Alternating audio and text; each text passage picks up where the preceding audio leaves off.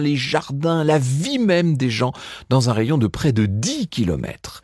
La cible de cette bombe du 6 août 1945, c'est évidemment la ville de Hiroshima, sur l'île de Honshu. On est dans l'ouest de l'archipel, dans le delta du fleuve Ota, une ville de près de 300 000 habitants à l'époque, entre 280 000 et 300 000, ce qui fait d'elle la 7e la plus peuplée du Japon.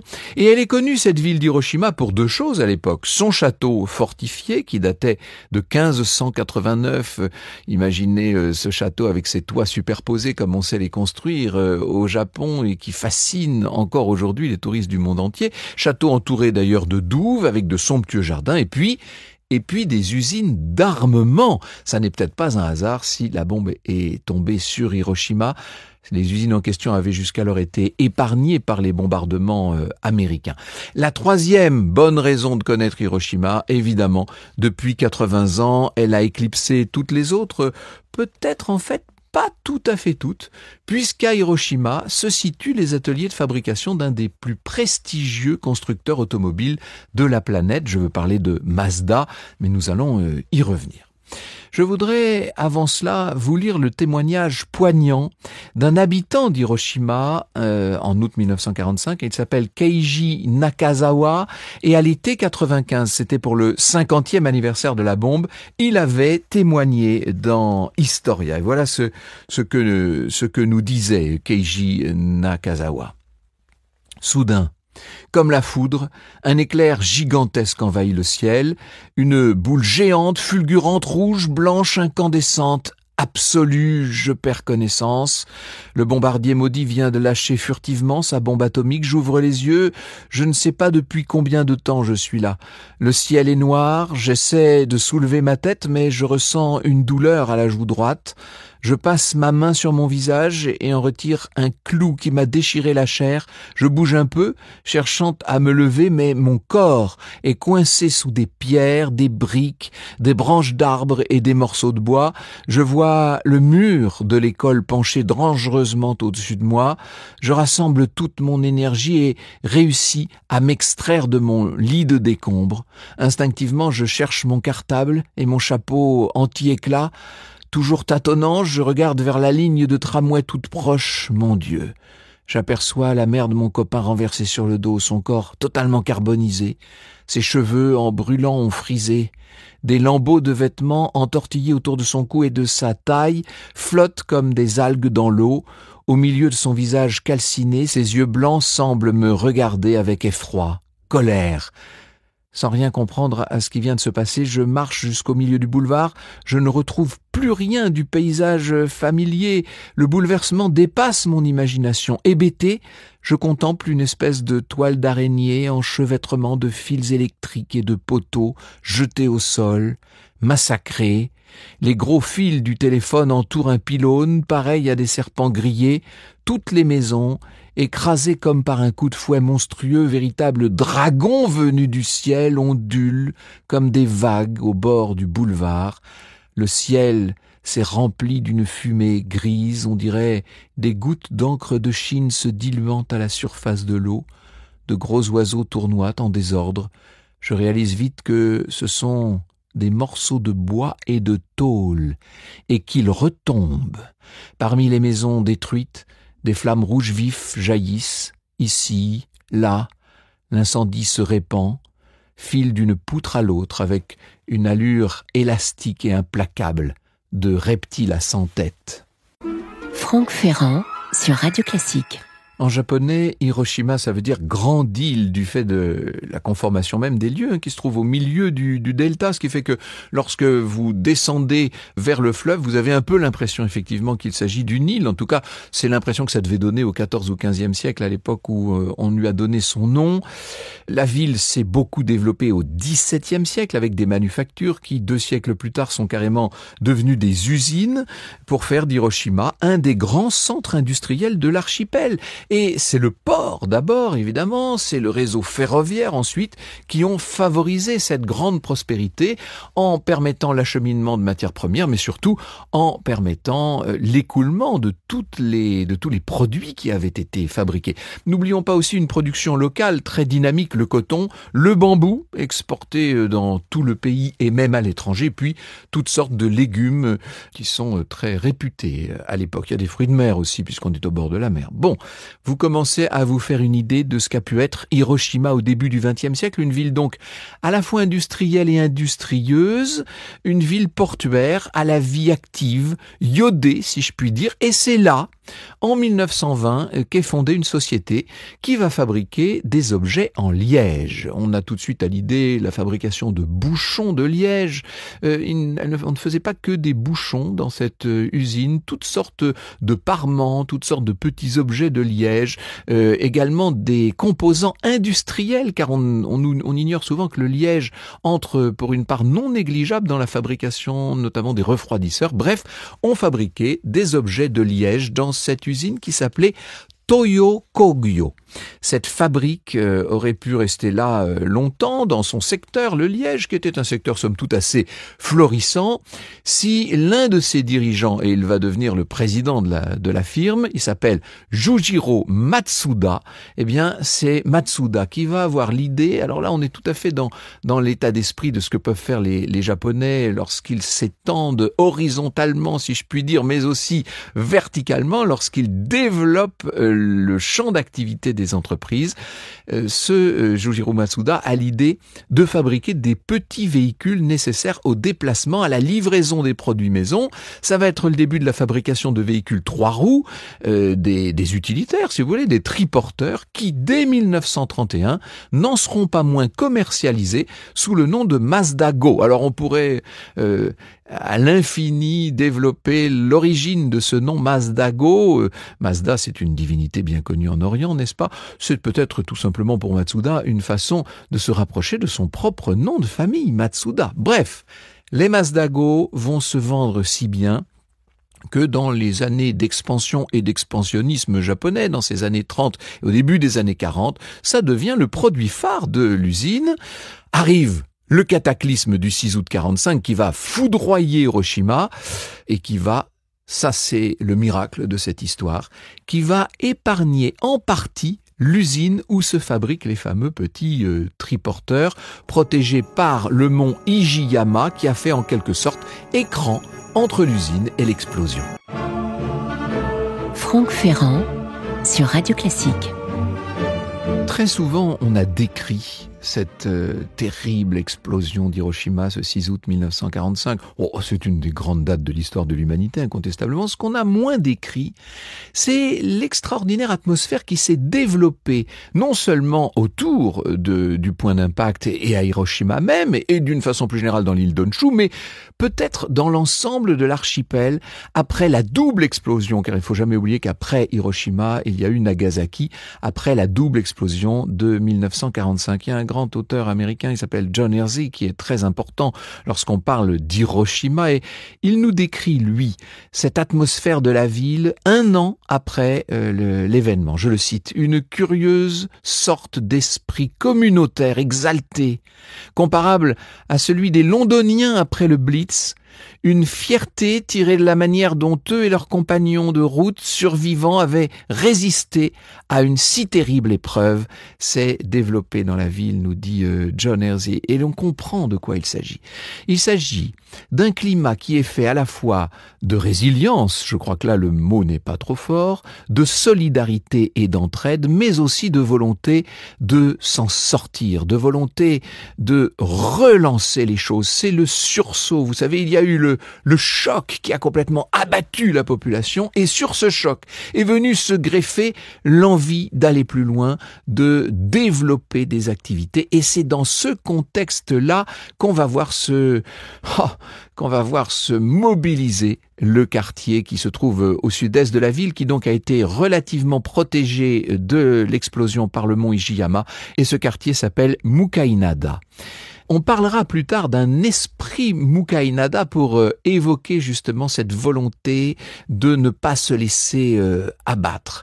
L'usine qui avait fabriqué pendant longtemps des bouchons de liège et qui était devenue une usine de triporteurs va se mettre à travailler, à mettre les bouchées doubles, à développer le plus possible les chaînes de montage, d'assemblage pour produire des triporteurs qui vont ensuite servir immédiatement sur place à Hiroshima, mais ailleurs dans toutes les villes bombardées et martyrisées du Japon, à essayer de reconstruire tout simplement.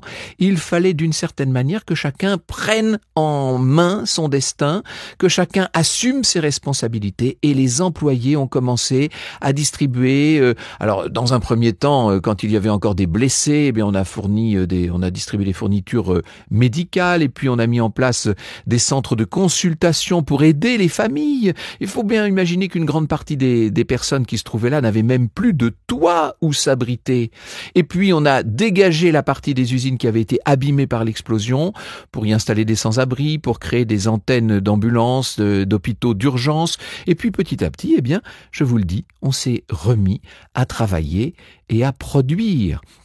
Et 4 mois seulement, c'est-à-dire avant la fin de l'année 1945, je dis bien avant que 1945 ne soit arrivé à son terme, la production des triporteurs était repartie. Et pour la population d'Hiroshima, ça a été un souffle considérable. Et on peut dire que d'une certaine manière, Mazda est devenu un exemple de l'attitude qu'il fallait adopter.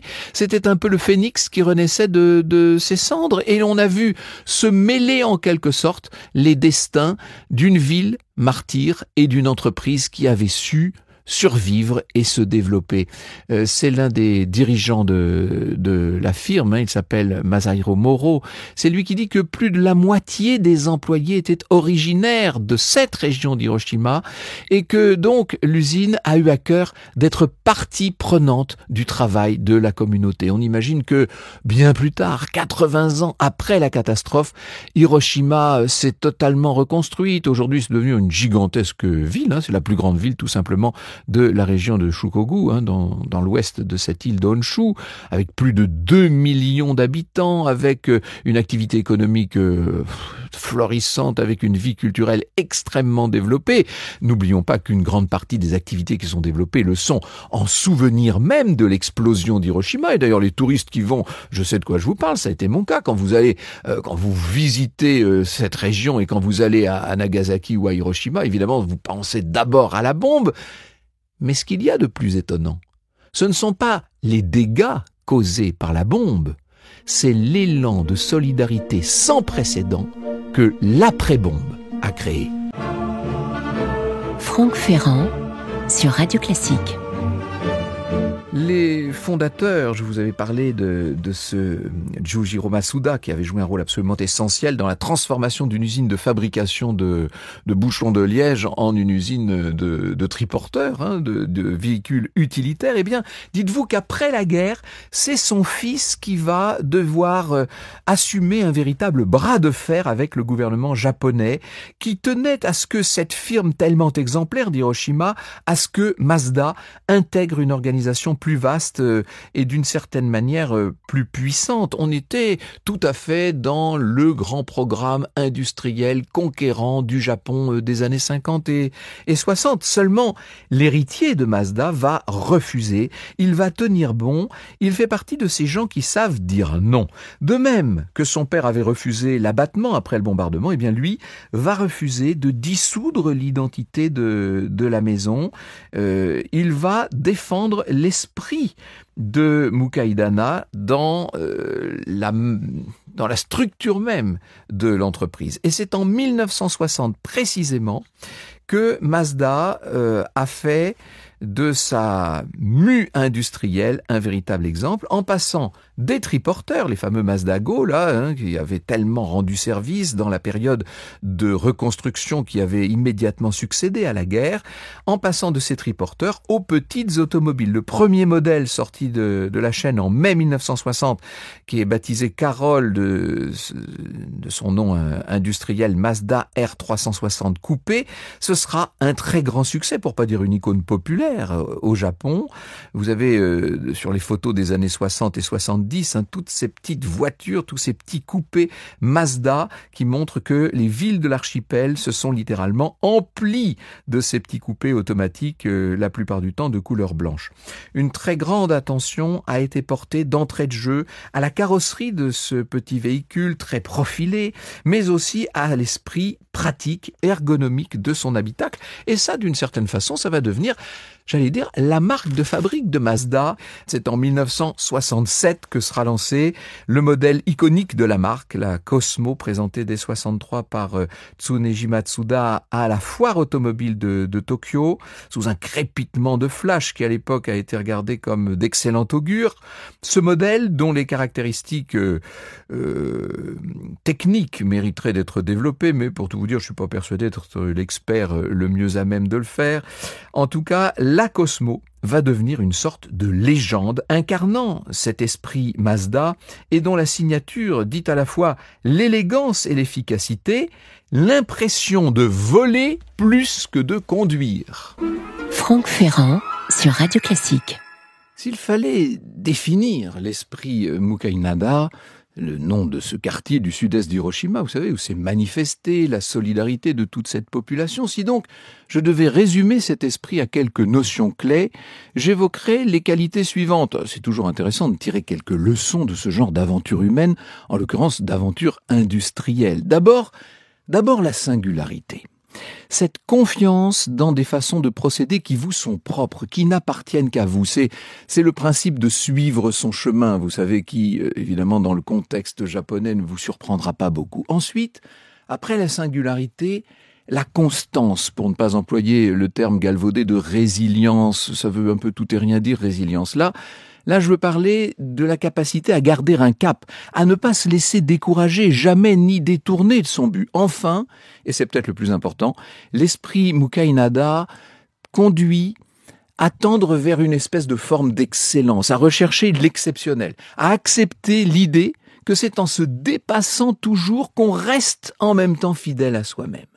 Bien avant la guerre, à l'époque de la société phare du quartier de Mukaidana, quand on façonnait les différents produits du liège, déjà on cultivait dans la maison ce triple esprit d'une originalité singulière, d'une fermeté constante et d'un autodépassement, mais il est plus que probable que tout cela n'a pu se développer que dans l'épreuve du bombardement et de la reconstruction, que ça s'est renforcé sous l'effet de cette contrainte hors du commun. Je trouve d'ailleurs assez instructif qu'il ait fallu des circonstances aussi terribles pour révéler ce qui n'était encore à l'époque que sous-jacent. Alors je vous l'ai dit tout à l'heure, Mazda a voulu rester indépendante de la concentration industrielle qui était recommandée par le gouvernement japonais juste après la guerre, et c'est ainsi l'entreprise des Matsuda s'est mise en situation de développer ses propres inventions, de procéder, si vous voulez, à ces innovations à elle.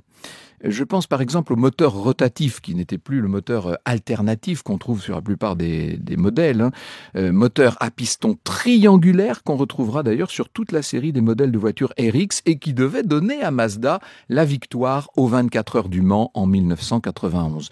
Tout se passe comme si cette maison avait compris que pour nourrir sa volonté d'indépendance, il allait falloir qu'elle fasse preuve d'innovation, qu'elle dispose de quelque chose de différent. Il fallait en quelque sorte proposer ses propres inventions. Ce qui était vrai il y a 30 ou 40 ans l'est encore plus de nos jours, du fait notamment de la concurrence effrénée sur le secteur de la Chine voisine, par exemple. Pour ce qui est des types de carburateurs, on a vu l'entreprise aller naturellement vers une approche multi-solution. Je veux dire que sans tourner le dos à l'électrique, bien sûr, Mazda n'a pas totalement rompu, ni avec l'essence, ni même avec le gasoil. Et puis, il y a quelque chose d'encore plus fort. J'ai parlé jusqu'ici des moteurs et plus généralement de la technologie, mais la singularité de Mazda, cette entreprise a su la développer par ailleurs sur le terrain du design, avec ses formes épurées, élégantes, fidèles au minimalisme japonais, qui sont souvent le produit d'ailleurs d'une véritable sculpture sur la glaise, en atelier, par de véritables artistes, avec aussi un caractère marqué qui peut donner, même à l'arrêt, une impression de dynamisme, ce qu'au Japon on appelle le kodo, autant dire l'âme du mouvement. Les Mazda, si vous les connaissez, vous donnent toujours cette impression de grâce féline, un petit peu comme si le véhicule était prêt à bondir. C'est ici qu'il faut aborder une notion tout à fait spécifique, ce que les Japonais appellent le Jinbaitai, qui fait référence à la symbiose qui existe, ou en tout cas qui pourrait exister entre le cavalier et son cheval. C'est une expression guerrière qui est inspirée du tir à l'arc traditionnel des samouraïs, le yabusame qui désigne la faculté de faire corps avec la monture, et au-delà de la monture, de faire corps avec le mouvement même du projectile. Le projet est inscrit dans le réel. C'est toute une philosophie japonaise, ce Jinbaitai. C'est une sensation difficile à décrire, bien sûr, j'en suis conscient, mais dans une voiture, ça doit pouvoir s'apparenter tout simplement au plaisir de conduire, qui a été développé au maximum chez Mazda et qui a été incarné en 89 par ce modèle iconique qui était le MX-5, qui d'ailleurs existe encore, dont le capital de sympathie est sans exemple. À l'heure où je vous parle, c'est toujours le roadster le plus vendu au monde. Assez inouï tout de même, surtout si on en revient aux origines de toute cette trajectoire, assez inouï de penser que cette excellence, cette volonté de dépassement, ce savoir-faire si singulier, tout ça aboutit à une notion de pur plaisir, de mouvement harmonieux, inouï et remarquable quand on parle, quand on pense et quand on revient à cette catastrophe fondatrice d'Hiroshima. Il existe une esthétique de ces voitures en lien direct avec toute cette philosophie et qui s'incarne, et j'en terminerai par là si vous voulez, qui s'incarne dans ce qu'on appelle là-bas le musubi, ce pliage de tissu, cette couture ultra élégante qu'on retrouve sur la planche de bord d'un des derniers crossovers lancés par Mazda, le CX-80. Il y a quelque chose de parfait dans tout ça, qui n'aurait pas pu voir le jour ailleurs, autrement, dans un contexte plus banal ou dans un contexte, en tout cas, moins extraordinaire. Franck Ferrand sur Radio Classique.